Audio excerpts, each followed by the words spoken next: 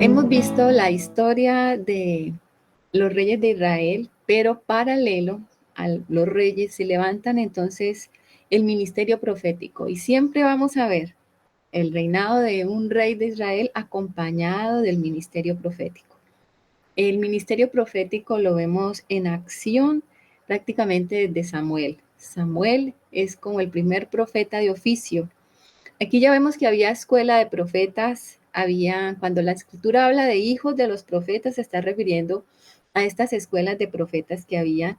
Y por lo que vemos aquí en la escritura, habían varias escuelas. Fíjense que habían en Betel, había en Jericó, siempre salían los hijos de los profetas que estaban allí, o sea que habían muchos profetas. ¿De qué nos habla eso? Nos habla del cuidado del Señor con su pueblo. Siempre va a tener profeta, un profeta que es un vidente. Un profeta es aquel que tiene los ojos abiertos, los oídos abiertos al Señor. Y es el que puede dar la visión clara y mostrar la condición del pueblo. ¿Qué hacían estos profetas? Denunciar la apostasía, denunciar lo que el Señor quería, la voluntad del Señor en medio del pueblo. Vemos a un Elías, por ejemplo, en el tiempo de Acab.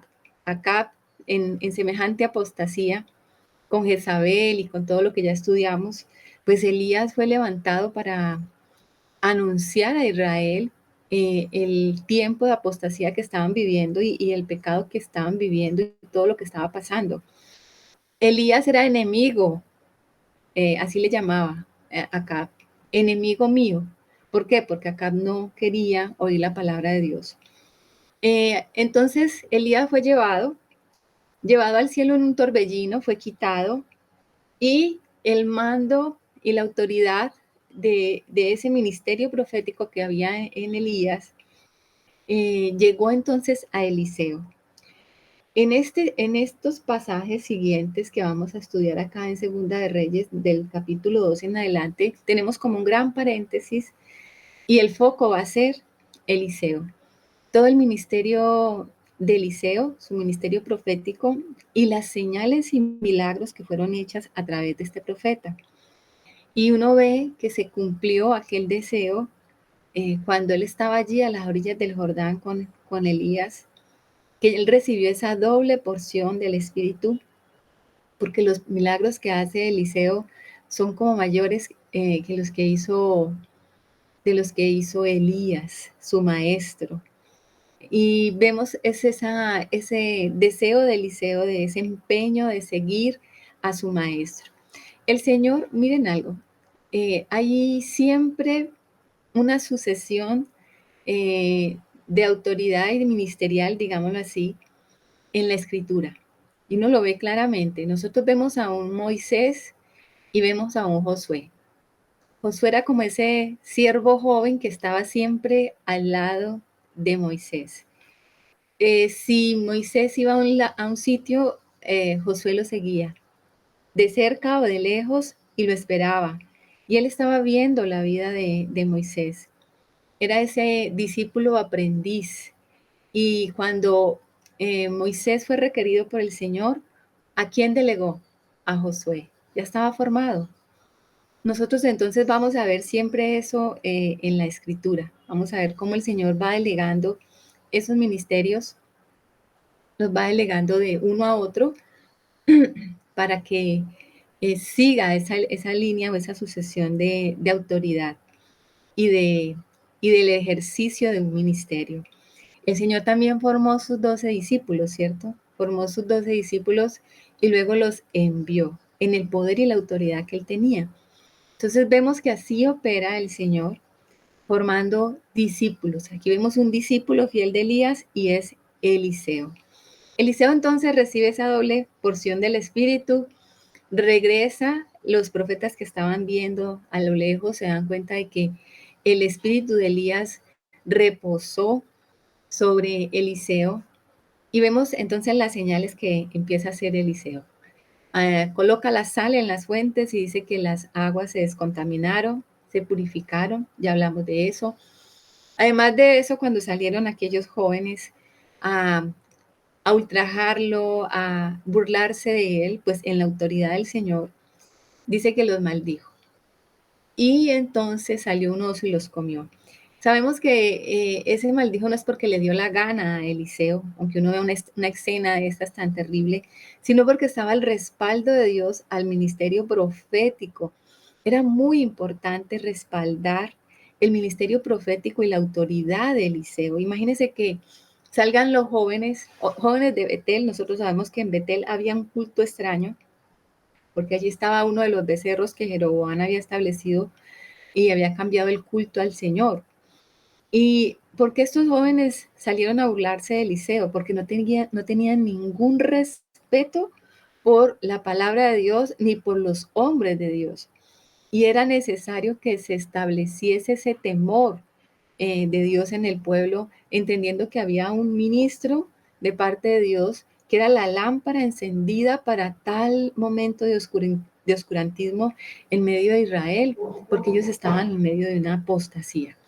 Entonces, sí, seguidamente de esto, Eliseo entonces sube al Carmelo y luego a Samaria a cumplir entonces con su misión, que es prácticamente ser el profeta, digamos como el padre de todas estas escuelas proféticas y el profeta en medio de Israel.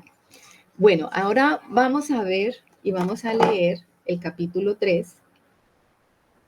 El capítulo 3 nos va a mostrar en acción también el ministerio de Eliseo. Vamos a ver allí cómo lo consultan a Eliseo ya como el profeta. Ya no es Elías, ahora es Eliseo. Pero Eliseo está lleno de esa doble porción del Espíritu. Entonces vamos a ubicarnos capítulo 3 y le pedimos a Anita que nos colabore con la lectura. ¿Hasta dónde, Martica, todo? Sí, terminémoslo todo. Bueno. Jorán, hijo de Acab, comenzó a reinar en Samaria sobre Israel el año 18 de Josafat, rey de Judá, y reinó 12 años. E hizo lo malo ante los ojos de Jehová, aunque no como su padre y su madre, porque quitó las estatuas de Baal que su padre había hecho. Pero se entregó a los pecados de Jeroboam, hijo de Nabat, que hizo pecar a Israel y no se apartó de ellos. Entonces Mesa, rey de Moab, era propietario de ganados y pagaba al rey de Israel 100,000 corderos y 100,000 carneros con sus vellones. Pero muerto Acab, el rey de Moab se rebeló contra el rey de Israel. Salió entonces de Samaria el rey Jorán y pasó revista a todo Israel. Y fue y envió a decir a Josafat, rey de Judá: el rey de Moab se ha rebelado contra mí. ¿Irás tú conmigo a la guerra contra Moab? Y él respondió: iré, porque yo soy como tú, mi pueblo como tu pueblo y mis caballos como los tuyos. Y dijo: ¿por qué camino iremos? Y él respondió: por el camino del desierto de Edom. Salieron pues el rey de Israel, el rey de Judá y el rey de Edom. Y como anduvieron rodeando por el desierto 7 días de camino, les faltó agua para el ejército y para las bestias que los seguían. Entonces el rey de Israel dijo: ah, que ha llamado Jehová a estos 3 reyes para entregarlos en manos de los moabitas. Mas Josafat dijo: ¿no hay aquí profeta de Jehová para que consultemos a Jehová por medio de él? Y uno de los siervos del rey de Israel respondió y dijo: aquí está Eliseo, hijo de Safat, que servía a Elías. Y Josafat dijo: este tendrá palabra de Jehová. Y descendieron a él el rey de Israel y Josafat y el rey Edom.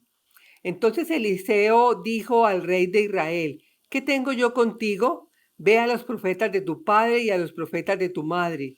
Y el rey de Israel le respondió: no, porque Jehová ha reunido a estos 3 reyes para entregarlos en manos de los moabitas. Y Eliseo dijo: vive Jehová de los ejércitos, en cuya presencia estoy, que si no tuviese respeto al rostro de Josafat, rey de Judá, no te mirara a ti ni te viera. Mas ahora traedme un tañedor. Y mientras el tañedor tocaba, la mano de Jehová vino sobre Eliseo, quien dijo: así ha dicho Jehová: haced en este valle muchos estanques. porque Jehová ha dicho así: no veréis viento ni veréis lluvia, pero este valle será lleno de agua, y beberéis vosotros y vuestras bestias y vuestros ganados. Y esto es cosa ligera en los ojos de Jehová. Entregará también a los moabitas en vuestras manos, y destruiréis toda ciudad fortificada y toda villa hermosa, y talaréis todo buen árbol, cegaréis todas las fuentes de aguas, y destruiréis con piedras toda tierra fértil. Aconteció pues que por la mañana, cuando se ofrece el sacrificio, he aquí vinieron aguas por el camino de Edom, y la tierra se llenó de aguas. Cuando todos los de Moab oyeron que los reyes subían a pelear contra ellos, se juntaron desde los que apenas podían ceñir armadura en adelante y se pusieron en la frontera. Cuando se levantaron por la mañana y brilló el sol sobre las aguas, vieron los de Moab desde lejos las aguas rojas como sangre, y dijeron: esto es sangre de espada. Los reyes se han vuelto uno contra otro, y cada uno ha dado muerte a su compañero. Ahora, pues, Moab al botín. Pero cuando llegaron al campamento de Israel, se levantaron los israelitas y atacaron a los de Moab, los cuales huyeron de delante de ellos. Pero los persiguieron matando a los de Moab. Y asolaron las ciudades, y en todas las tierras fértiles echó cada uno su piedra y las llenaron. Cegaron también todas las fuentes de las aguas y derribaron todos los buenos árboles. Hasta que en Kir-Areset solamente dejaron piedras, porque los honderos la rodearon y la destruyeron. Y cuando el rey de Moab vio que era vencido en la batalla, tomó consigo 700 hombres que manejaban espada para atacar al rey de Edom, mas no pudieron. Entonces, perdón,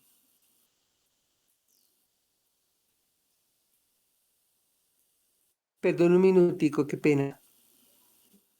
Entonces arrebató a su primogénito que había de reinar en su lugar y lo sacrificó en holocausto sobre el muro. Y hubo grande enojo contra Israel, y se apartaron de él y se volvieron a su tierra. Amén. Bueno, gracias, Anita. Angelita, ¿qué dices? Perdón, solamente tengo una pregunta, Martica. ¿Hay alguna diferencia entre pozo y estanque? No creo, no creo. Pues es como una zanja donde se pudiera almacenar agua, ¿no? El estanque es para almacenar, tal vez del pozo fluye agua, porque los pozos son más profundos. Sí, yo creo que esa es la diferencia, que del pozo, Gracias. el pozo se perfora para que fluya el agua a la superficie y de ahí se va sacando. El estanque es como algo que se construye precisamente generalmente, ¿no? para almacenarlo. Sí. Ok, bueno, gracias. Como un laguito artificial, me imagino. Sí, como algo allí donde se pueda depositar el agua y no se pierda, ¿no? Bueno, entonces aquí aparece en escena nuevamente esa alianza entre el rey de Israel y el rey de Judá. Joram es hijo de Acab. Recordemos que Ocosías, el hijo mayor, murió, no reinó sino poco tiempo, y luego entonces reinó el otro hijo de Acab, que es Joram. Y mientras estaba reinando, dice que se levantó en contra de él Mesa, el rey de Moab. Mientras estaba Acab reinando en Israel, Mesa estaba sometido. Ustedes saben que en estas historias de los reyes, pues siempre vamos a ver esa parte política, ¿no? ¿Quién somete a quién? ¿Quién está gobernando sobre quién? ¿Cómo hago para que este no me gobierne? O sea, ¿cómo me defiendo de este que está aquí? Porque todos quieren lo mismo, todos quieren el territorio del otro. Cuando nosotros hablamos de reino, estamos hablando de territorio y estamos hablando de gobierno. ¿Y eso qué tiene que ver? Eso tiene que ver, en nuestra vida espiritual, tiene que ver con la vida del espíritu que gobierna sobre la vida de la carne. Entonces, Mesa, rey de Moab, se levantó en contra de Joram y dijo: no, yo no le voy a pagar más tributo Imagínense que tenía que pagarle 100.000 corderos y 100.000 carneros, o sea, eso era muchísimo ganado. Eh, Usted dirá, bueno, pero ¿cómo así entonces me exige esto a cambio de qué? O sea, a cambio de no matarme, a cambio de no invadirme. Eso era lo que tenían que hacer. O sea, cuando usted es esclavo, entonces usted se vuelve tributario del otro. Y tenía entonces Mesa que pagar ese tributo hasta que dijo, no, yo no voy a pagar más esto. Y entonces decidió decir, no voy a pagar más. Y eso significaba entonces guerra, significaba que había batalla. Lo que hizo entonces Joram fue llamar a Josafat, rey de Judá. Recordemos que como estaban divididos, el reino de Israel, el pueblo de Israel estaba dividido en dos reinos, el reino del norte y el reino del sur. El reino del norte se conocía como Israel, el reino del sur se conocía como Judá. Entonces, mandó a llamar a Josafat y a decirle que Moab se había rebelado contra él. Rebelarse era no pagarle ese tributo, era no seguirle sirviendo de sus bienes. Entonces, ¿qué dijo Josafat? Miren acá, recordemos que Josafat había emparentado con Acab. Cuando él había hecho alianza y había hecho las paces con Acab, lo que eso significa era emparentar. Él ya tenía un parentesco familiar porque le había dado su hijo, o mejor, la hija de Acab había sido dada para que se casara con el hijo de Josafat. Entonces, tenían ya un vínculo de sangre. Cuando se hacían estas alianzas, se hacían por cuestiones políticas, es decir, yo me emparento contigo y entonces tenemos una alianza política, yo no te ataco, tú no me atacas.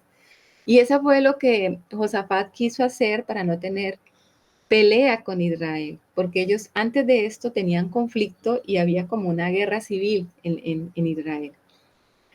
Entonces, ¿qué dice? ¿Qué responde Josafat? Dice, yo iré porque yo soy como tú. O sea, había un parentesco. Estamos tan unidos que yo soy como tú, mi pueblo como tu pueblo y mis caballos como los tuyos. Ya nosotros habíamos visto que Josafat se había unido con Acab y a él no le fue bien. Recordamos esa batalla donde casi pierde la vida Josafat, donde regresa así en paz a Judá, pero cuando él viene regresando le sale al encuentro un profeta y le anuncia y le dice que por qué se alía con los perversos, los que Jehová aborrece. Y le dice el Señor que no lo mata o que no lo quita porque él había hecho buenas obras. Y son consideradas entonces las buenas obras de Josafat. Porque Josafat, a diferencia de los reyes de Israel, pues es un rey piadoso. Nosotros ya vimos a Josafat, ya lo estudiamos, y sabemos que Josafat era un rey que se ajustaba a, al legado de David, que había establecido el culto en Judá de la manera correcta, que enseñaba la palabra, que instruía al pueblo. Era un hombre temeroso de Dios. Aquí lo que siempre hemos visto es cómo Josafat ligeramente hace como ese yugo desigual. Nosotros estuvimos hablando del yugo desigual que él hizo con Acab. Ahora vemos haciendo otra vez ese vínculo con este Joram. Joram había hecho algo bueno. Digámoslo que lo único que había hecho bueno Joram era que había quitado las estatuas de Baal. Él había quitado las estatuas de Baal que había levantado acá, porque eso pues había sido como la tapa. Pero no se apartó de los caminos de Jeroboam. Cuando la escritura dice que no se apartó de los caminos de Jeroboam, es porque Jeroboam instituyó ese culto extraño. Recordemos que él colocó un becerro en Betel y otro en Dan. Eran dos, al otro lado del Jordán, para que las tribus que estaban al otro lado del Jordán fueran a adorar allí a Dan, ese becerro, y en Betel, para que el resto del pueblo, en Benjamín y todas estas tribus del lado de acá, fueran a adorar entonces en Betel. Eso es lo que dice la palabra, cuando dice que no se apartó de los caminos de Jeroboam, es porque él no volvió al culto tal como lo había establecido el Señor. ¿Cuál era el culto que lo había establecido el Señor? A través de los sacerdotes, levitas y la casa del Señor era en Jerusalén. Nunca eso lo hicieron los de Israel. Ellos mantuvieron el reino dividido y para poder mantener el pueblo separado y que no se fueran tras Judá, entonces establecieron estos cultos extraños. Ellos decían que era Dios, porque cuando Jeroboam colocó ese becerro, él les dijo, Israel, aquí está tu Dios que te sacó de Egipto. O sea, ese becerro era una imagen de Dios, tal como lo vemos hoy en las religiones, ¿no? Que te ponen una estatua o te ponen una imagen y te dicen, ese es Dios, pero ese no es Dios. Había un verdadero culto y ese verdadero culto estaba en algún lado. ¿Dónde estaba en este momento en la escritura? Estaba en Jerusalén, estaba en el templo. Había una manera correcta de hacer la adoración y estaba del lado de los de Judá. Entonces, podríamos decir que lo que Josafat quiso hacer, consideró un poco entonces que Joram había hecho algo bueno y se unió nuevamente a él para ir en contra de el enemigo. Obviamente Josafat era un rey experimentado ya en guerras, Joram era un rey joven, y aquí volvemos a ver algo particular, ¿no? Joram entonces se somete a Josafat, le hace preguntas y le, ¿qué vamos a hacer? Entonces él le dice, ¿por qué camino vamos a ir? Y él le dice, pues vamos por el camino de los de Edom. Recordemos que Edom son los descendientes de Esaú. Edom estaban hacia el sur, eran más como vecinos del lado de Judá. Y Josafat tenía un vínculo con ellos de paz y por eso escoge este camino, porque sabía que por el lado de Edom no tenía contienda y uno podía ver a Edom y de Edom por ese mismo costado seguía Moab y podían entonces incursionar por las tierras de Edom hacia Moab. Entonces, ese es el consejo, le dice, vamos por el camino de Edom. Y fíjense que en el versículo 9 dice que ya salieron el rey de Israel, el rey de Judá y el rey de Edom. O sea que habían llevado también consigo a esa batalla todos los de Edom. Ya eran 3. Nosotros vemos en este trío algo especial. Josafat era el hombre espiritual.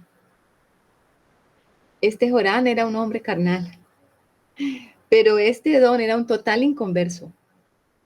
Inconverso, no tenía nada que ver, ajeno al pacto. Y tenemos ahí una mezcla como interesante. Son 3. Y dice el 9 que salieron y que anduvieron rodeando por el desierto 7 días de camino. O sea, ellos se fueron, pero como sin rumbo, estaban como rodeando, estaban como mirando a ver cómo atacaban, qué hacían, no tenían algo claro, les faltaba visión. Y muy importante lo que les faltó el agua. No tenían palabra de Dios. Ustedes saben que el agua tipifica la palabra. El agua en la escritura nos va a hablar, muchas veces nos va a hablar de juicio, muchas veces nos va a hablar de vida, porque es el sustento de la vida. El agua también nos habla de purificación. Pues estos hombres, estos 3 reyes y sus ejércitos estaban careciendo de esto, estaban careciendo de algo vital para su sustento. No tenían palabra de Dios. En el 10 dice, entonces el rey de Israel dijo, ¿que ha llamado Jehová a estos 3 reyes para entregarlos en mano de los moabitas? Es curioso que él lance esta expresión después de que se encaminaron en este proyecto sin consultar al Señor. Nosotros vemos que ni siquiera Josafat, que es el hombre espiritual. Angelita, ¿quieres cerrar el micro, por favor? Qué pena, ya mismo. Bueno, ni siquiera Josafat consultó al Señor si yo tengo que ir a pelear esta batalla, menos Joram, que es un hombre carnal, y por consiguiente Edom, que no tiene ni siquiera nada que ver con el pueblo de Israel, pues iban a consultar a Dios. Ellos no consultaron a Dios, se embarcan en este proyecto y después cuando ya están metidos en este proyecto y están sufriendo, ahora sí dicen, ¿por qué el Señor nos sacó a morir aquí de sed? A veces sucede eso en nuestra vida, a veces nos embarcamos en cosas, nosotros salimos a pelear batallas donde no consultamos al Señor, donde no le decimos nada y pensamos que por el simple hecho de tener al Señor y de saber que Él va con nosotros a todo lugar, pues damos por hecho de que Él nos va a respaldar. Y el Señor les dejó claro que no los iba a respaldar hasta que no lo consultaran. Siempre hay un hasta qué. Y en la misericordia del Señor, entonces, movió a Josafat, mire, Josafat aquí está representando el hombre espiritual, a decirle a Joram, ¿no hay aquí profeta de Jehová para que consultemos a Jehová por medio de él? O sea, ya que este estaba diciendo que era Jehová el que los había puesto allí para matarlos, pues él estaba acudiendo a él diciéndole, bueno, pues entonces si es Jehová, consultemos qué es lo que está pasando. Siempre hay una salida, mis hermanos, en medio de los momentos difíciles y es consultar al Señor. Debe ser lo primero para nosotros. Antes de embarcarnos en algún proyecto, debería ser lo primero. Pero si ya nos hemos embarcado y resulta que nos damos cuenta de que no lo consulté, pues nunca es tarde. Entonces le dice Joram, bueno, sí, aquí está un profeta. El profeta que está aquí pues es Eliseo, hijo de Safat, que era siervo de Elías. Fíjense algo, Elías sigue siendo el primero. Elías sigue siendo el de la reputación. Eliseo es el siervo de Elías, pero de todas maneras, Eliseo tiene ahora la fama de su antecesor. Eliseo lleva ahora encima el peso de ese ministerio profético de Elías. Al haberlo servido, él ahora puede disfrutar también de la reputación de un profeta como Elías. Porque Josafat va a decir, este tendrá palabra de Jehová, con toda seguridad. O sea, con toda seguridad, este tiene palabra de Jehová. Y dice, y descendieron a él el rey de Israel, Josafat, y el de Edom. Vean, ahí los tres juntitos. Los tres juntitos fueron a preguntar. En el 13 dice, entonces Eliseo dijo al rey de Israel, ¿qué tengo yo contigo? Ve a los profetas de tu padre y a los profetas de tu madre. ¿Cuáles eran los profetas del padre y de la madre Jezabel y de Acab? Los profetas de Baal. ¿Recuerdan que tenían 400 profetas que Elías los mató? Pues esos eran los profetas. Y seguían teniendo profetas de Baal. Y eran los que Acab siempre consultaba. Y Eliseo dice, ¿yo qué tengo contigo? O sea, no quiero nada de usted. Eliseo, en el celo del Señor, lo confrontó.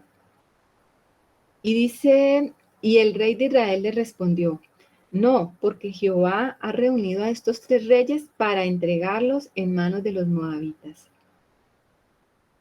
Vuelve y le dice lo mismo, ¿no? Él está convencido de que el Señor los ha reunido para entregarlos en manos de los moabitas. ¿Se dan cuenta de algo? ¿Se dan cuenta de que la visión que tenía Joram de Dios era una visión errada? Era una visión del Dios de juicio, era una visión de el Dios que destruye. Obviamente él no tenía una visión de Dios correcta porque hablemoslo de su herencia espiritual. Si era hijo de Acab y de Jezabel, pues no se podía esperar mucho de Joram. Por lo menos hizo un acto, digámoslo bueno, y era quitar esas imágenes de Baal, pero él seguía en un culto extraño, porque Si Joram hubiese tomado la decisión de dejar el culto extraño, ese camino de Jeroboam, ¿sabe qué ha significado para Joram? Haber perdido el reino, haber perdido el reino. Por eso es que Joram tipifica aquí el hombre carnal. El hombre carnal tiene una visión de Dios extraviada, una visión de Dios, del Dios justiciero. No, yo no me someto a Dios porque Él me va a destruir, porque es que si yo me someto me va a matar. Por eso el hombre carnal no toma la cruz. Nosotros sabemos que la cruz es el instrumento de muerte para nuestra carne. Y la carne siempre quiere seguir reinando. Joram no iba entonces a hacer eso. Joram quería seguir reinando sobre Israel y que el reino de Israel siguiera dividido, porque el Señor había establecido que su reino y que su linaje y estirpe de reyes fueran a través de la descendencia de David. Y ellos no querían someterse al hombre espiritual. ¿Cuál era el hombre espiritual que estamos viendo aquí? Josafat. Era el descendiente de David.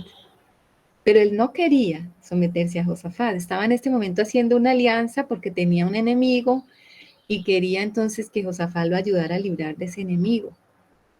Y para eso entonces también hicieron una alianza con el del mundo y con aquel que no tenía nada que ver con ellos, que era Edom. Ustedes saben que Edom, la palabra Edom, significa rojo. Edom y Adán vienen de la misma raíz. O sea que está hablando del hombre natural. Cuando hablamos de Edom y hablamos de Esaú, estamos hablando del hombre natural. ¿Qué dice Germancito? Ahora que dices eso, pues caigo como en la cuenta cuando realmente no entra uno en ese proceso de madurez, sino que en esa irresponsabilidad pues de que teniendo al Señor, pero aún nos gobierna nuestra rebelión y nuestra carne. ¿Cuántas veces llegan batallas a nuestra vida, llegan situaciones difíciles y se quiere echar mano de toda parte? O sea, porque ahí está la figura, está Josafat, pues que es el espiritual, pero también está la ayuda del mundo, por decirlo así, que es Joram. Entonces es como echar mano de todos lados, ¿no? El hecho es que yo necesito solucionar mi problema y bueno, yo soy cristiano y yo echo mano de los hermanos, del consejo, echo mano de aquí, echo mano de allá, pero lo que yo necesito es resolver mi problema. Entonces es una mezcla terrible ahí donde creemos que de donde venga la ayuda, pues bienvenida es, pero necesitamos de solucionar nuestros problemas. Así es. Ahora, lo que nos queda de todo este asunto es la misericordia de Dios. Porque miren, ellos consultan al profeta qué era lo correcto. ¿Y de dónde sale la iniciativa? Del hombre espiritual. O sea, cuando hay un hombre espiritual en medio de los carnales y de los del mundo, siempre va a haber provecho. ¿Por qué? Porque este va a llevar entonces a esos que no tienen esa visión a buscar al Señor. Y Eliseo entonces aquí, después de que le recrimina a Joram, dice, y el rey de Israel le respondió, bueno, ya leímos lo que le respondió. Y Eliseo dijo, vive Jehová de los ejércitos en cuya presencia estoy, que si no tuviese respeto al rostro de Josafat, rey de Judá, no te miraría a ti ni te viera. ¡Wow! Fíjense la respuesta del hombre de Dios. Vive Jehová en cuya presencia estoy. La misma respuesta que le hubiese dado el profeta Elías, su mentor. ¿De dónde aprendió Eliseo a permanecer en la presencia de Dios? De su maestro, de Elías. Estas son palabras de Elías. Recordemos que Elías hablaba así. Un profeta. Y si nosotros queremos conocer siempre la voluntad de Dios, necesitamos permanecer entonces en la presencia del Señor. Si queremos conocer la voluntad de Dios, tenemos que permanecer todo el tiempo en la presencia del Señor, así como los profetas del Antiguo Testamento. Pero nosotros hoy en día no necesitamos ser Elías o Eliseo para permanecer delante de la presencia del Señor. Nosotros tenemos ahora el Señor dentro de nosotros. ¿Usted ha pensado en eso? El privilegio que tú y yo tenemos hoy. Si no vivimos delante de la presencia del Señor, es porque no queremos. Pero ya tenemos al Señor en nosotros. Y 24/7 podemos permanecer delante de su presencia. ¿Y qué hay delante de la presencia del Señor? Plenitud de gozo, decía el salmista. Delante de la presencia del Señor está la voluntad Delicias a su diestra. para siempre. Está la palabra fresca, está el consejo apropiado, está la palabra de sabiduría, está la enseñanza, están los ojos abiertos. ¿Por qué a veces tenemos tanta confusión en medio de situaciones? Porque las situaciones nos sacan de la presencia de Dios y lo perdemos de vista. Perdemos de vista al Señor. Y entonces nos enfocamos en las situaciones, en el problema, en esto, cómo resuelvo, como decía el hermano Germancito ahora, y entonces le echo mano aquí al natural, al carnal, al espiritual, y trato de entonces de voy a ver cómo soluciono. De alguna manera tengo que resolver, pero perdí de vista lo importante.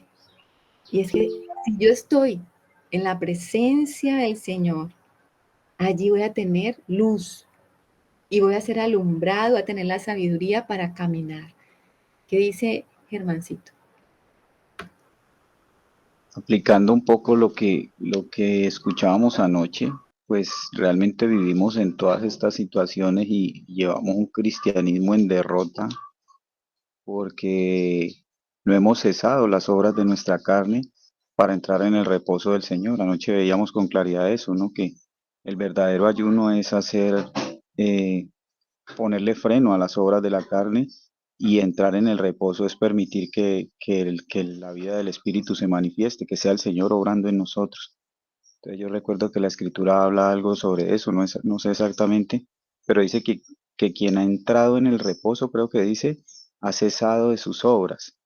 Entonces, pues en este tiempo eso me está realmente poniendo a meditar mucho porque es como entender, ¿no? Es uniendo todas estas cosas, lo que decía anoche, lo que nos compartía anoche Angie, de tomar decisiones radicales, de ayunos, de cosas que realmente enferman nuestra alma y no permiten que nosotros entremos en esa comunión con el Señor, pues va a ser muy complejo que nosotros podamos ver la gloria del Señor, escuchando tantas voces, ¿no? Las voces del mundo, mi propia voz, tantos argumentos humanos, porque para eso sí el mundo es experto para que cada día yo encuentre más argumentos para hacer mi voluntad y no le crea a Dios.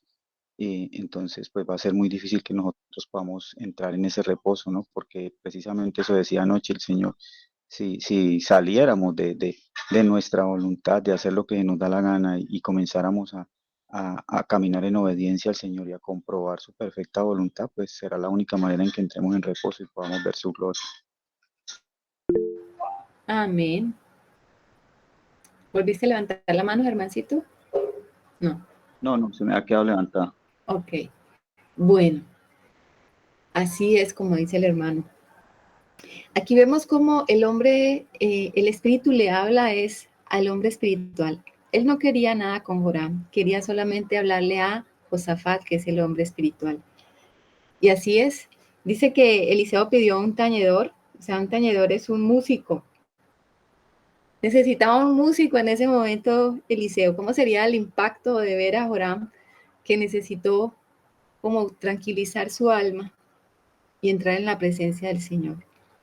Este músico, tal vez experimentado, recordemos como el mismo David, ¿no? El mismo David tenía ese don de tranquilizar a Saúl cuando cantaba, cuando tocaba, él se quedaba tranquilo de ese espíritu que lo atormentaba. Aquí está entonces este músico creando como un ambiente especial para que Eliseo pudiese traer una palabra de parte del Señor.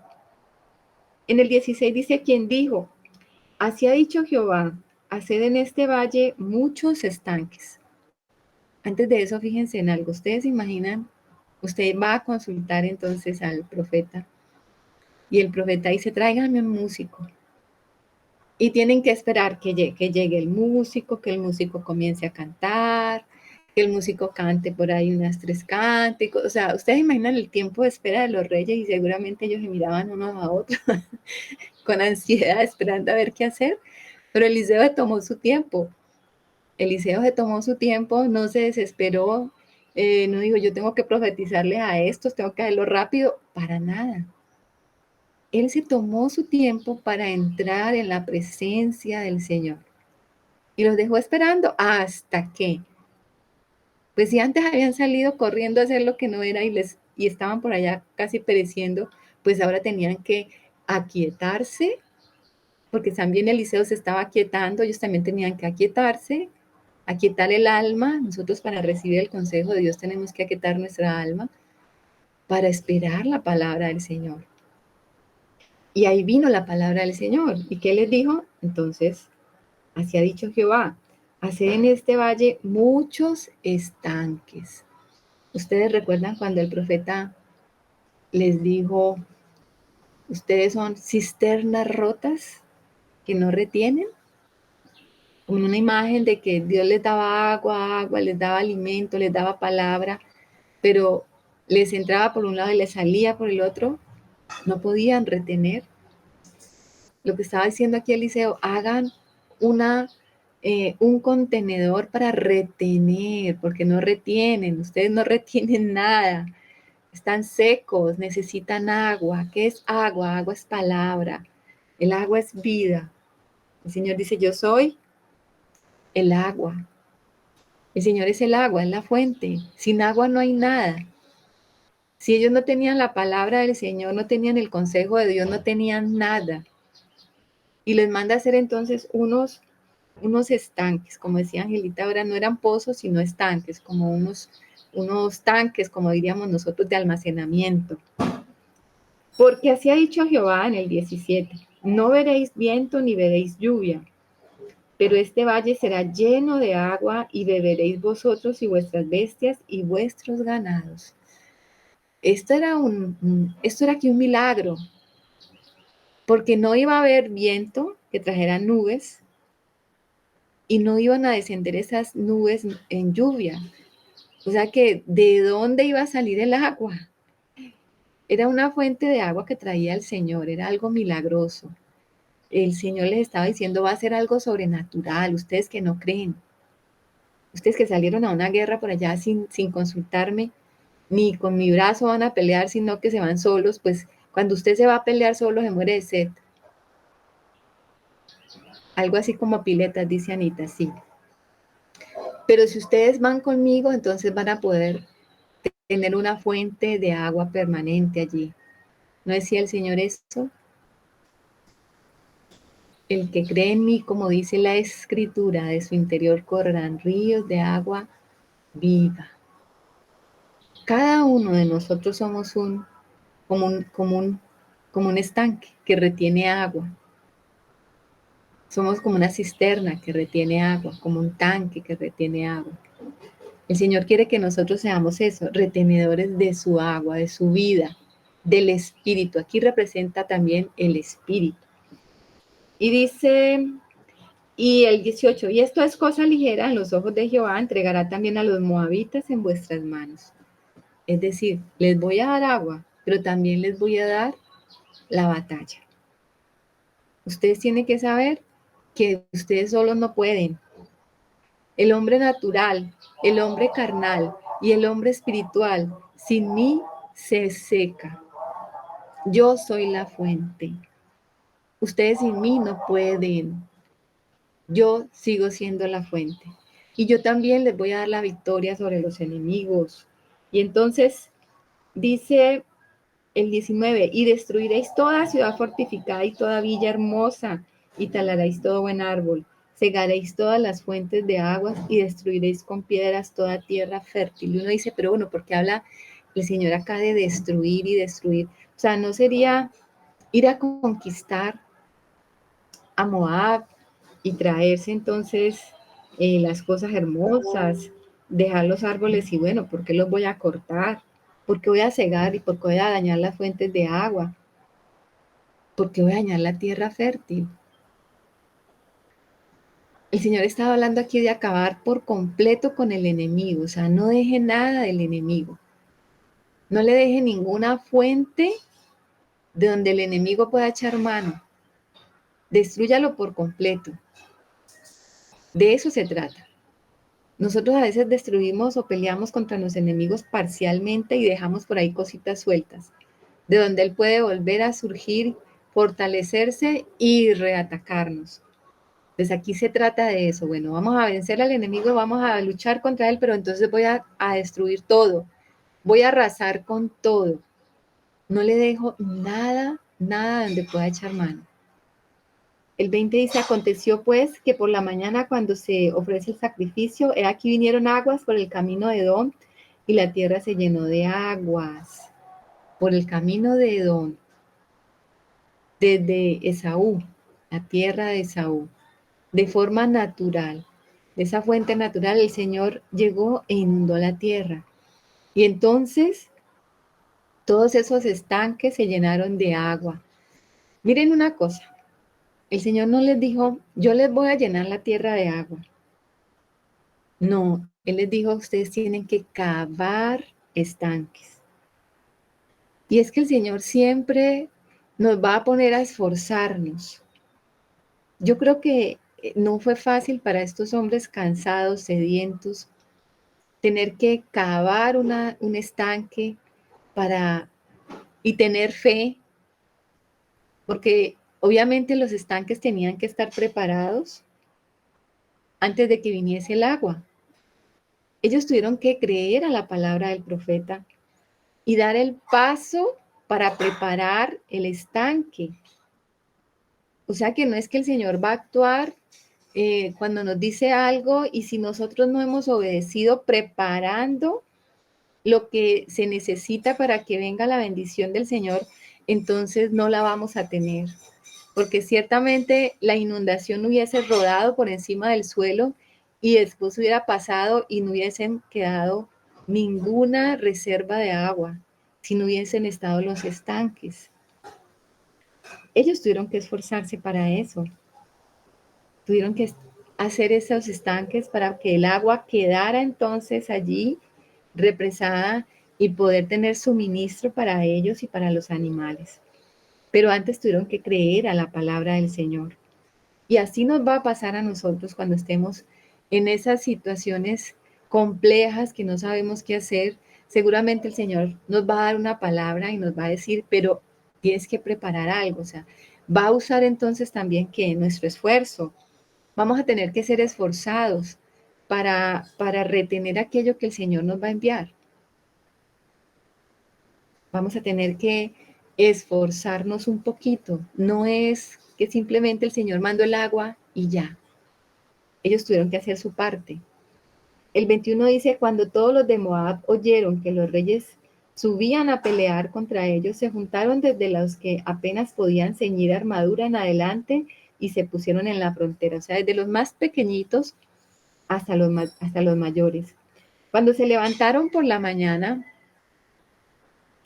amén, dice Germancito que el Señor da la palabra y nosotros la tenemos que retener. Sí, Señor, tenemos que hacer estanques para retener la palabra, no cisternas rotas. Él la envía, pero como dice la misma palabra, que no seamos oidores, ¿no? Olvidadizos. ¿Cuánta palabra hemos escuchado, mis hermanos?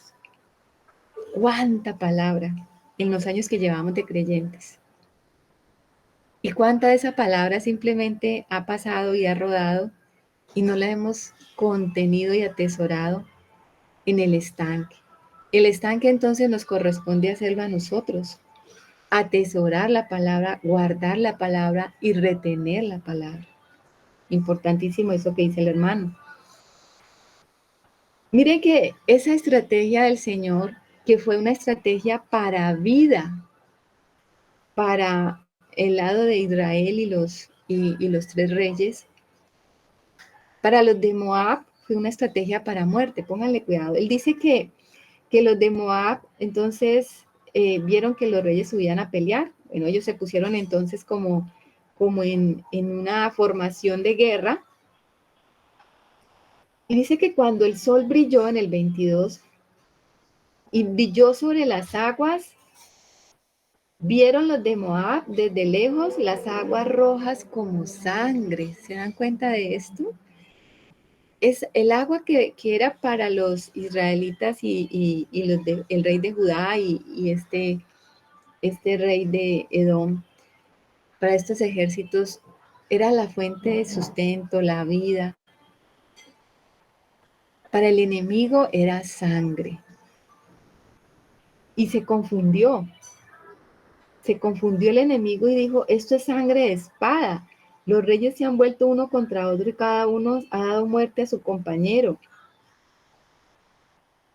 Lo que para el pueblo de Dios y la palabra retenida es vida, para el enemigo y los de afuera es confusión. Va a generar confusión. Y ellos entonces quieren atacar y van a ir por el botín. Dice, pero cuando llegaron al campamento de Israel, se levantaron los israelitas y atacaron a los de Moab, los cuales huyeron delante de ellos. Pero Israel salió atrás, los ejércitos salieron atrás y los atacaron y mataron a los de Moab. O sea que aquí era como una estrategia del Señor. El Señor es el Señor de los ejércitos. Él sabe cómo nos defiende y el enemigo siempre va a ser confundido. Si hay una característica especial en medio de las batallas que libraba Israel cuando Israel les defendía, era esa. Era que el Señor confundía a sus enemigos y prácticamente ellos ganaban las batallas a veces sin mucho esfuerzo. Dice el 25, cumpliéndose perfectamente la profecía de Eliseo, y asolaron las ciudades y en todas las tierras fértiles echó cada uno su piedra, y las llenaron, cegaron también todas las fuentes de agua, y derribaron todos los buenos árboles, hasta que en Kir Hareset solamente dejaron piedras. O sea, ellos cumplieron con esto, acabaron con el enemigo hasta donde pudieron. En el 26 dice, y cuando el rey de Moab vio que era vencido en la batalla, tomó consigo 700 hombres que manejaban espada para atacar el rey de Edom, mas no pudieron. O sea, Moab es el incircunciso aquí, ¿no? Ustedes recuerdan que hemos hablado de los moabitas antes. Moab es descendiente de Lot, pariente de Israel. Cuando ellos pasaron por esta tierra, ellos no pudieron tocar ni a Edom ni a Moab. Ellos tuvieron que rodear la tierra de ellos porque el Señor les dijo que no los tocaran porque son parientes. Tienen que ver con aspectos de la carne. Cuando hablamos de Edom, cuando hablamos de Moab, hablamos de aspectos de la carne. Y entonces Moab vino aquí como a pelear contra la carne y no pudo. Y no pudo tampoco. Porque Edom estaba de parte de Israel. Y estaba bajo la palabra que había dado Dios a Israel y a Judá. Y dice el 27, entonces arrebató a su primogénito que había de reinar en su lugar y lo sacrificó en holocausto sobre el muro. O sea, esto es una imagen tan grotesca. Esto lo que hace este rey de Moab aquí, imagínense eso, ese sacrificio era para sus dioses, era para, yo no quiero que me exterminen, yo no quiero que me aniquilen, yo voy a permanecer de una forma u otra, no me importa, voy a matar a mi hijo, si esa es la ofrenda que tengo que dar, voy a matar mi descendencia, pero yo permanezco. No me importa si pierdo mi linaje, lo que me va a preservar, pero yo permanezco. y sacrificó a su hijo en ese muro. ¿Ustedes se imaginan el impacto de ver esto? Pues fue un impacto tan grande que dice que hubo gran enojo contra Israel y se apartaron de él y se volvieron a su tierra. Es como que lo último que hizo este hombre es, miren hasta donde me han acorralado, que sacrifiqué a mi hijo en este muro. Y fue tanto el impacto para ambos bandos que dejaron de pelearse y se fueron por este hombre haber hecho este acto terrible de haber matado a su propio hijo y ofrecido a su propio hijo en sacrificio obviamente a sus dioses, porque no era al rey.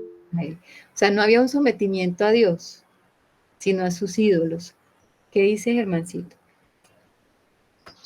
Yo veo ahí una condición del hombre natural muy marcada en ese versículo 27, ¿no?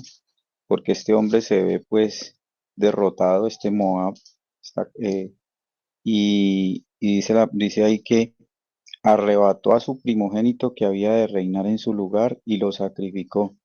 Pues nosotros sabemos que espiritualmente el primogénito es el Señor. La palabra dice que vino a ser primogénito entre todos. Y realmente ese primogénito es el que tiene que venir a reinar en lugar de nosotros. Entonces, ¿cómo el hombre natural prefiere matar al Señor en su corazón con tal de él no perder su reinado? Sí, amén. Eso significa, mató a su primogénito. Matar al Señor en el corazón para que no perder nuestro reinado. El hombre natural no quiere perder su reinado. No quiere perder eh, su posición. Moab también representa la soberbia del hombre. Moab significa esa soberbia y esa altivez. Ahí termina la historia. Eso como que fue tan estremecedor que todo el mundo fue para su casa. La escritura no dice más con respecto a este asunto. Obviamente que entonces Moab quedó diezmado, reducido, y, y digamos que es una victoria para Israel, seguramente. Pero ¿cómo les parece que hay unas piedras antiguas de este tiempo, donde hay unas escrituras donde aparecen esta historia escrita y ellos le dieron la vuelta? En esa historia aparece que Moab venció y ganó esta batalla. ¿Cómo les parece? Ellos cambiaron la versión de lo que pasó y, y en esa piedras aparece una historia completamente diferente donde Moab ganó. Pero si lo juntamos con lo que dice el hermano Germancito, obviamente, sí, yo no morí. El rey dijo, yo no morí, yo permanecí, yo gané, no pudieron conmigo. Y eso quedó para la posteridad. Hasta hoy esas piedras están en un museo hablando de esta historia. Lo que nos va a hablar también de que la palabra es veraz y podemos confiar en ella, porque digamos que hay un testimonio que todavía habla de este evento de hace años de años. Y ahí terminó la historia, ahí quedó. Si vamos al capítulo 4 vamos a ver otra escena de la obra del profeta Eliseo, porque como les dije, la cámara viró y enfocó al profeta Eliseo y lo que estamos viendo ahora en medio de todas esas historias es el funcionamiento del ministerio de Eliseo, las hazañas y los milagros que el Señor hizo a través de él. O sea que si pudiéramos sacar algo del capítulo 3, es exaltar allí que el Señor usó al profeta para decir lo que había de pasar y de acontecer. Aquí en el capítulo 4 también vamos a ver una historia muy interesante que seguramente la hemos escuchado en otras ocasiones. Anita, ¿la quieres leer? Del capítulo 4 del versículo 1 al 7. Bueno, una mujer de las mujeres de los hijos de los profetas clamó a Eliseo diciendo, tu siervo mi marido ha muerto, y tú sabes que tu siervo era temeroso de Jehová, y ha venido el acreedor para tomarse 2 hijos míos por siervos. Y Eliseo le dijo, ¿qué te haré yo? Declárame qué tienes en casa. Y ella dijo, tu sierva ninguna cosa tiene en casa, sino una vasija de aceite. Él le dijo, ve y pide para ti vasijas prestadas de todos tus vecinos, vasijas vacías, no pocas. Entra luego y enciérrate tú y tus hijos, y echa en todas las vasijas, y cuando una esté llena, ponla aparte. Y se fue la mujer y cerró la puerta encerrándose ella y sus hijos, y ellos le traían las vasijas, y ella echaba del aceite. Cuando las vasijas estuvieron llenas, dijo a un hijo suyo, traedme aún otras vasijas. Y él dijo, no hay más vasijas. Entonces cesó el aceite. Vino ella luego y lo contó al varón de Dios, el cual dijo, ve y vende el aceite y paga a tus acreedores, y tú y tus hijos vivid de lo que quede. Amén. Amén. ¿Se dan cuenta qué interesante esta historia de la viuda? Dice, una mujer de las mujeres de los hijos de los profetas. Entonces ya sabemos que los hijos de los profetas eran estos profetas que andaban como en la escuela de los profetas, que andaban juntos, que tenían como esa sociedad de profetas, digámoslo así, como una asociación de profetas. Ellos andaban juntos y era como, eran siervos de quién, de Eliseo. Digamos que Eliseo tenía como un rango especial sobre estos profetas porque tenía la unción de Elías. Seguramente antes Elías era el profeta reconocido también. Y resulta que ella era esposa de uno de estos profetas y el hombre murió. Una comunidad de profetas, sí. El hombre murió y había dejado unas deudas. Ella le dice, tú sabes que tu siervo era temeroso de Jehová. O sea, era un hombre piadoso, un hombre que seguía al Señor, pero de alguna manera, pues, tenía deudas y no dice la escritura de qué forma murió, pero muere y deja entonces una viuda con hijos. Ustedes saben que en el tiempo bíblico que estamos nosotros estudiando, la mujer era totalmente dependiente.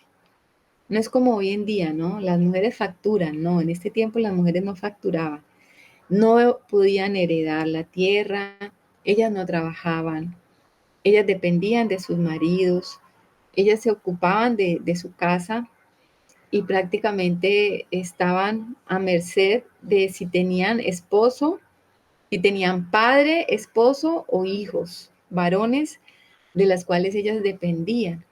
O sea que cuando pasaba esto que está pasando aquí, que el esposo murió, pues era una tragedia.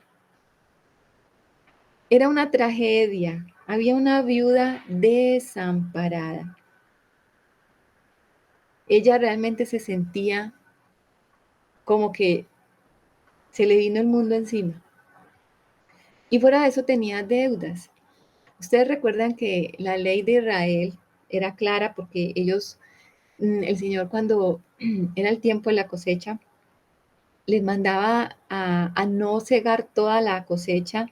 Ellos tenían que dejar las orillas de los terrenos o dejar caer espigas para los que venían atrás, que las recogieran. Eran para el huérfano, la viuda y el extranjero. Prácticamente el huérfano, la viuda y el extranjero son los desamparados. Son los que no tienen quien les asista, quien les sustente. Son los desamparados. Cuando el hombre pecó, digamos que había un matrimonio entre el espíritu que representa al Señor y el alma, que es nuestra parte natural, y ese matrimonio se rompió y hubo muerte, hubo separación. El alma del hombre entonces entró en ¿qué? En viudez. El alma del hombre caído es como una viuda desamparada. Ustedes recuerdan que el Señor habla de esa figura de esposo y le dice a los discípulos, hablando del ayuno, cuando le preguntaron, ¿y por qué tus discípulos no ayunan tanto como nosotros, los discípulos de Juan, ni como los fariseos, que muchas veces ayunamos? Y el Señor le dice, ¿y por qué van a ayunar si están con el esposo? Cuando el esposo les sea quitado, ellos van a ayunar. O sea que el Señor es el esposo, es el marido, es el que sustenta, es el que protege, es el que da todo. Esa es una imagen que nosotros tenemos en la escritura desde Génesis hasta Apocalipsis. Nosotros vamos a ver que hay una boda en Génesis, dejará el hombre. Ahí el otro día me reía porque un pastor hizo una broma, ¿no? Decía, por tonto dejará el hombre a su madre y a su padre y se unirá a su mujer, ¿no? La escritura lo dice por tonto, dice por tanto. ¿Sí entendieron el chiste, no? Entonces, comienza con una boda, mis hermanos, y termina con una boda. ¿Cómo termina Apocalipsis? Con una boda. La novia ataviada para el esposo, nuestro Señor Jesucristo. Esa nueva Jerusalén ataviada como una esposa, para el esposo que es el Señor. Toda esta historia se trata de eso. Cuando nosotros vemos una viuda, entonces estamos viendo un alma desamparada, un alma que no está bajo el cobijo, bajo el abrigo del Espíritu. Y entonces esta mujer, en esta condición, viene a Eliseo y le dice, ayúdeme, ¿yo qué voy a hacer? O sea, es como decirle, usted es el jefe de mi marido, él era hijo de los profetas, ayúdeme porque estoy en este problema. Y Eliseo le dice, ¿y qué te haré yo? Declárame lo que tienes en casa. ¿Qué podía tener esta viuda? ¿Qué podía tener una viuda que había acabado de perder a su esposo y lo único que tenía era deudas? Pero ella le dijo, tu sierva ninguna cosa tiene en casa, sino una vasija de aceite. Una vasija de aceite. Estas vasijas de aceite, pues no es cualquier vasija, mis hermanos, no vamos a pensar que era una olla o un caldero, o sea, que a veces cuando hablamos de vasija podemos pensar de algo muy genérico. Estas vasijas eran especiales, algunos dicen que no eran contenedores muy grandes, que eran unos contenedores hechos especialmente, exacto, no eran como los estanques, eran pequeños. De ahí esa diferencia que puede decir la hermana Hilda que se establece, o sea, un estanque, el agua, pues es para mucha agua, pero la vasija era pequeña para contener el aceite. Vamos a hablar un poquito del aceite, o sea, ¿de qué aceite se está refiriendo? El aceite de esta época lo sacaban especialmente de la oliva. La oliva es el fruto del árbol del olivo. El olivo es un árbol especial. ¿Saben que el olivo tiene unas raíces profundas? Es un árbol que alcanza máximo como 6 metros de altura, pero sus raíces son muy profundas. Y es un árbol que es muy resistente. Algunos dicen que estos árboles pueden ser quemados, pueden ser talados y ellos vuelven y retoñan y salen y porque tienen las raíces profundas, o sea, están sacando el agua desde lo más profundo y tienen de dónde entonces sustentarse y vuelven y reverdecen. De hecho, hoy en día existe todavía en Israel el huerto de los olivos, allá donde el Señor Jesús oró y oraba y miraba a Jerusalén. O sea, esos mismos olivos fueron testigos de viendo al Señor orar y si nosotros vamos a Israel vamos a ver esos mismos olivos antiguos, viejísimos. Entonces, el olivo da un frutico que se llama la aceituna, ¿no? La aceituna es aquella que nosotros nos comemos muy rico, pero parte de esa fruta depende de la maduración, la usan también para hacer aceite.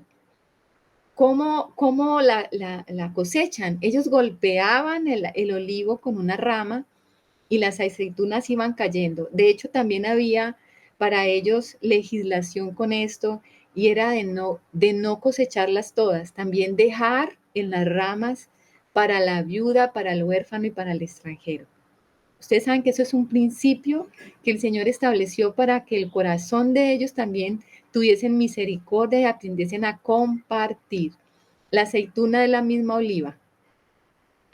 Entonces, ellos cosechaban estas olivas y luego las ponían en un molino de piedra. Las trituraban y de ahí sacaban o destilaban el aceite de oliva. O sea que para tener aceite se necesitaba un proceso. Imagínense esto, primero el árbol con sus raíces profundas, después era golpeado y después era machacado. Así salía el aceite. Si uno puede ver, la vida de esta viuda está representando como ese proceso, el dolor de la viuda, su sufrimiento. Mire, cuando nosotros hablamos de aceite, el aceite tipifica en la palabra la unción y también tipifica el Espíritu Santo. Para que nosotros tengamos aceite, o sea, la unción, nosotros tenemos que pasar por el proceso del olivo. Tenemos que ser como esos olivos plantados con raíces fuertes, arraigados, que son capaces de soportar todo, que son golpeados y que luego son machacados para que salga el fruto. Y ese fruto es un óleo y ese óleo es valiosísimo. ¿Para qué se usaba el aceite en este tiempo y por qué la oliva, la viuda iba a poder pagar sus cuentas? Porque el aceite se usaba para iluminar la casa. No existía hoy en día las redes eléctricas ni la energía solar. Lo que había era aceite para las lámparas. ¿Ustedes recuerdan la parábola de las vírgenes que tenían lámparas? 5 de ellas tenían aceite y 5 no tenían aceite. ¿Para qué era importante entonces ese aceite? Para iluminar, para disipar las tinieblas. Para eso se usaba el aceite. ¿Para qué más se usaba el aceite? Para ungir a los enfermos, para suavizar las heridas. El aceite sanaba, curaba. Para eso también se usaba el aceite. La unción del Espíritu disipa las tinieblas, pero la unción del Espíritu también sana nuestra enfermedad, sana nuestras dolencias. La unción o el aceite también suavizaba las tortas. Usted se da cuenta que una torta sin grasa, por eso hoy en día se prepara las tortas, ya sea usted le añade mantequilla o usted le añade aceite, para que la masa quede suelta, quede como agradable. O sea que la palabra de Dios, que tipifica la harina, tipifica el pan también tipifica la palabra de Dios, tiene que ir suavizada con aceite, porque si no tiene la unción del Espíritu no la vamos a poder aprovechar. No va a ser deleitable, deleitosa, no la vamos a poder disfrutar. Tiene que ir acompañada entonces del aceite. También del aceite se hacía el jabón para la limpieza. Ustedes saben que de las grasas también se sale el jabón. El jabón que nosotros usamos hoy día también viene de las grasas. Y de este aceite se hacía entonces también el jabón para purificar, para limpiarse, para lavar. Y eso No se también te oye, Martica. Hablas, hay una pausa, vuelves y vuelve y se escucha, pero no sé si a los demás les pase lo mismo. No, mi hermana, está continuo. Yo creo que es tu internet. No, se oye bien. Bueno, luego me cuentan, gracias. Entonces, también era para purificar. El jabón se hacía también del aceite. Por eso es que era tan valioso el frasco de aceite que tenía la viuda. Lo que representa esta viuda es que esta viuda tenía también la vida de Dios en ella. También el aceite se usaba para la unción sacerdotal. ¿Ustedes recuerdan?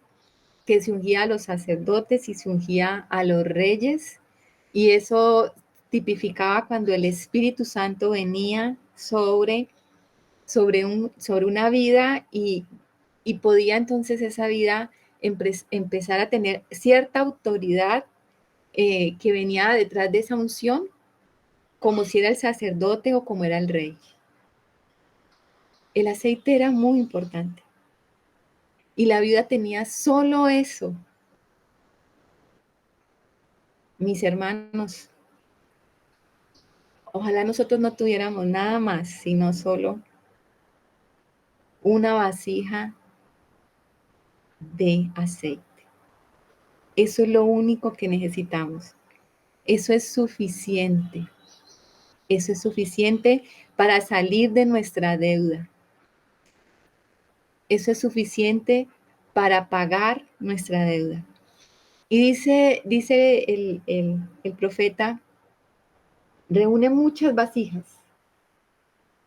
Reúne muchas vasijas. Ve y pide a tus vecinos, pide prestado.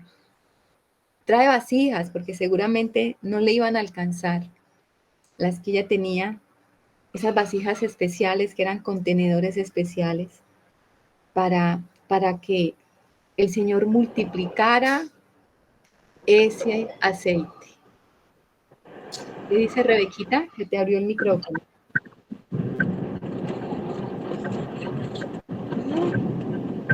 Hola, Rebequita.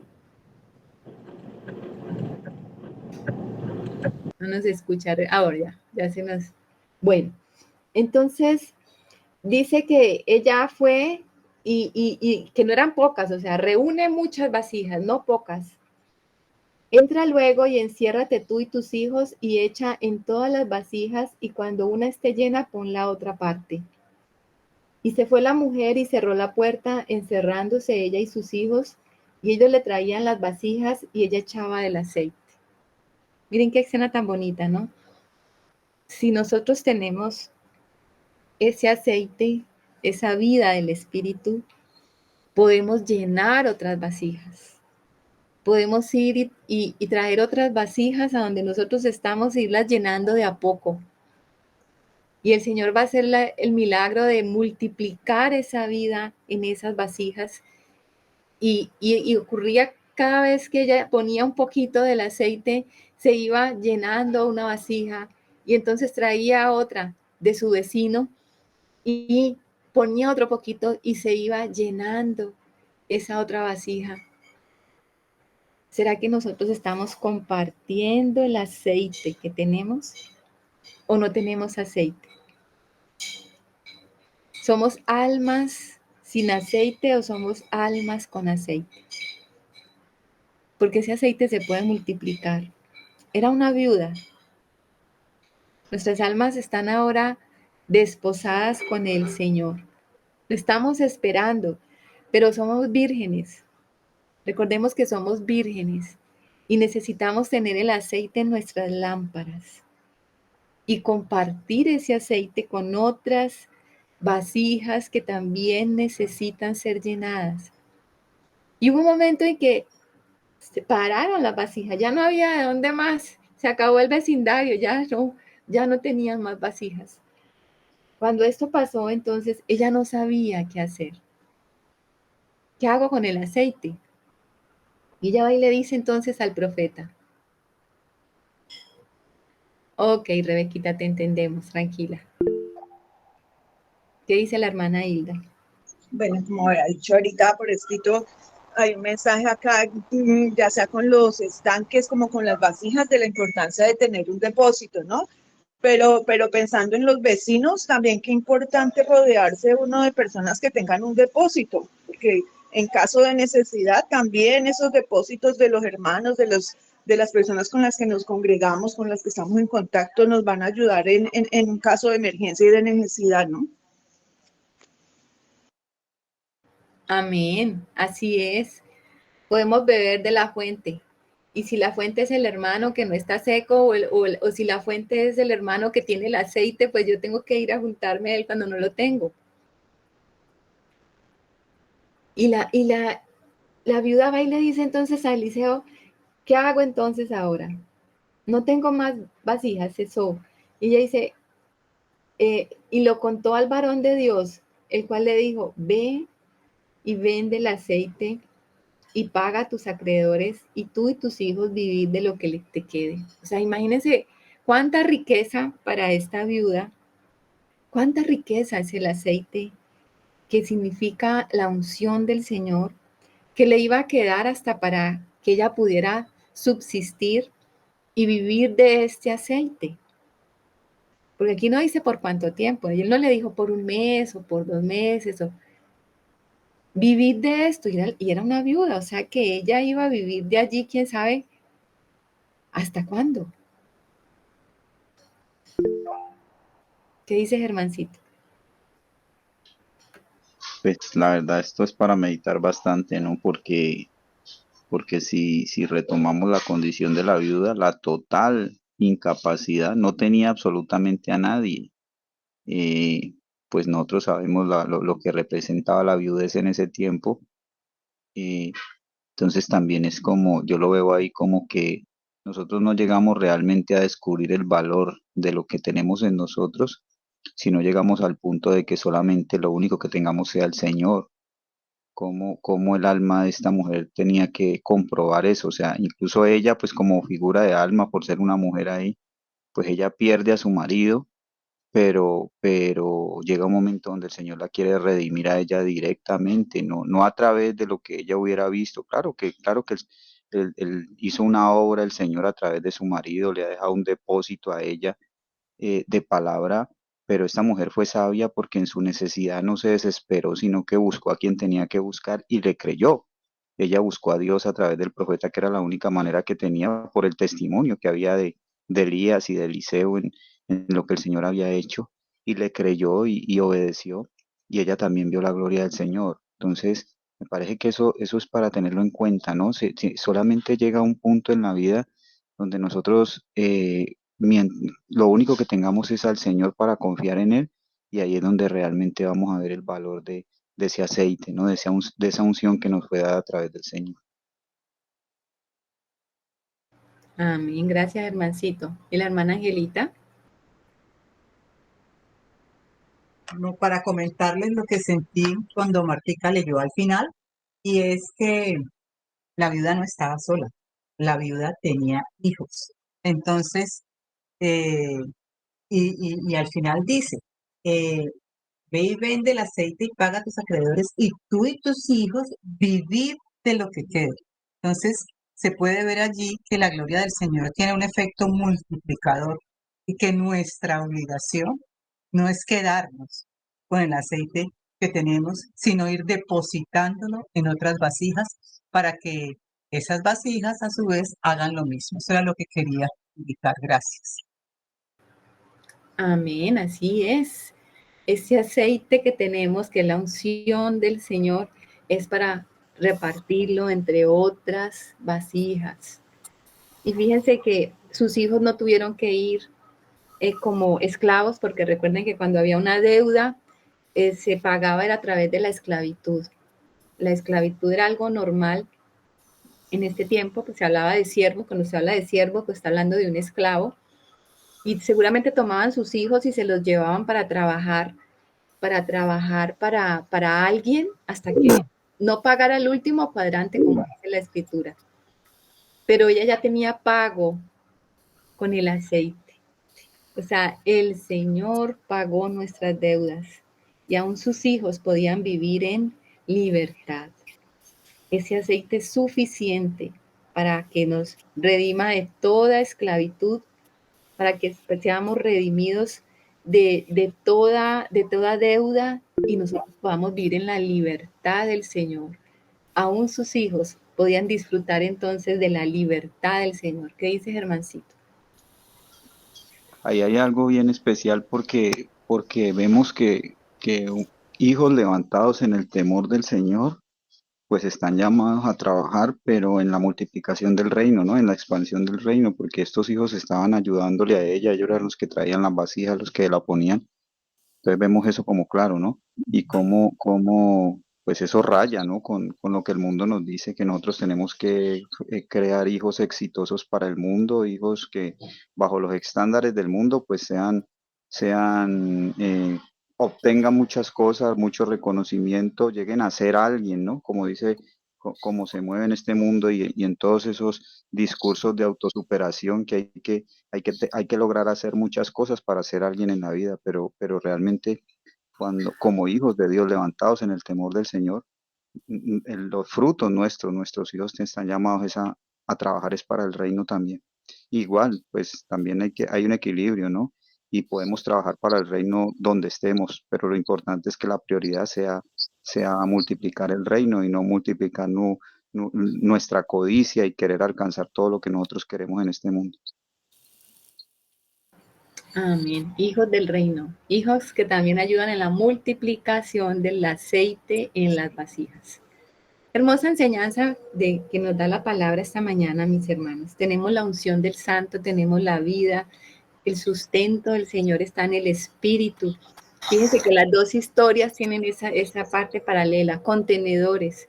Tenemos que tener contenedores que retengan el agua y tenemos que tener también vasijas que contengan el aceite. Hoy nos enciendes el corazón.